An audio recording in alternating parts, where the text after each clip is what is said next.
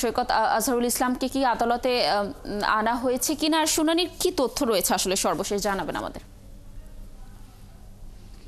এই জামায়াত নেতা যে আন্তর্জাতিক মানবতা বিরোধী অপরাধে মৃত্যুদণ্ডপ্রাপ্ত হয়েছিলেন সেই মামলা তার সেই রায়ের বিরুদ্ধে যে আপিল শুনানি, সেই রায়ের বিরুদ্ধে আপিল যে করা হয়েছিল জামাতের পক্ষ থেকে, সেই আপিলের শুনানি নির্ধারিত ছিল এবং আজকে এটার কার্য তারিখে ছিল 28 নম্বরে। সকালে প্রধান বিচারপতি ডক্টর সৈয়দ রেফাত আহমেদের নেতৃত্বাধীন বেঞ্চ প্রথমে 23টি আপিল শুনানি করে, এরপর মেনশন হওয়ার পরে কিন্তু 11:15টার দিকে তার এই আপিল শুনানিটা শুরু হয়। তার পক্ষে আইনজীবী ব্যারিস্টার আব্দুর রাজ্জাকের ছেলে ব্যারিস্টার এহসান সিদ্দিক তিনি কিন্তু শুনানি শুরু করেন এবং তিনি বলেন যে আজকে যেহেতু 4 জন বিচারপতি প্রধান বিচারপতি সহ আপিলে ছিলেন এবং তিনি বলেন যে তারা ফুল বেঞ্চে এটা শুনানি করতে চান এবং জন্য তারা নতুন একটি তারিখ চান, তারা 7ই মে সেই তারিখটি চান। তবে প্রধান বিচারপতি তাদেরকে জানান যে সেই শুনানি পরবর্তী কবে তারিখ দিবেন সেটার এখতিয়ার কিন্তু প্রধান বিচারপতি বা আপিল বিভাগে রয়েছে এবং সেই অনুযায়ী কিন্তু আগামী 6 মে পর্যন্ত 6 মে এই তার পরবর্তী তারিখটি প্রধান বিচারপতি নির্ধারণ করেন এবং 6 মে পর্যন্ত মুলতবি করেন এবং এই মামলার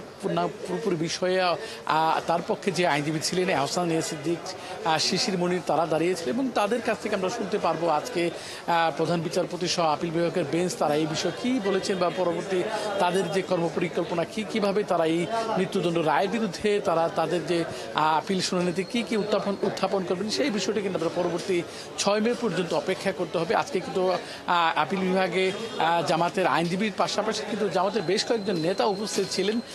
তো এখন পর্যন্ত এই জামাতের পক্ষের আইনজীবী শিশির মুনির বা এহসান সিদ্দিক তিনি কিন্তু গণমাধ্যমে এখন পর্যন্ত কিছু জানাননি।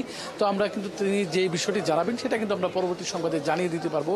এখন পর্যন্ত এই মামলার এই হচ্ছে সর্বশেষ পরিস্থিতি, মানে আগামী 6 মে পর্যন্ত এই মামলাটি আপিলের জন্য মুলতবি করা হয়েছে শোনার জন্য, এই হচ্ছে সর্বশেষ অবস্থা।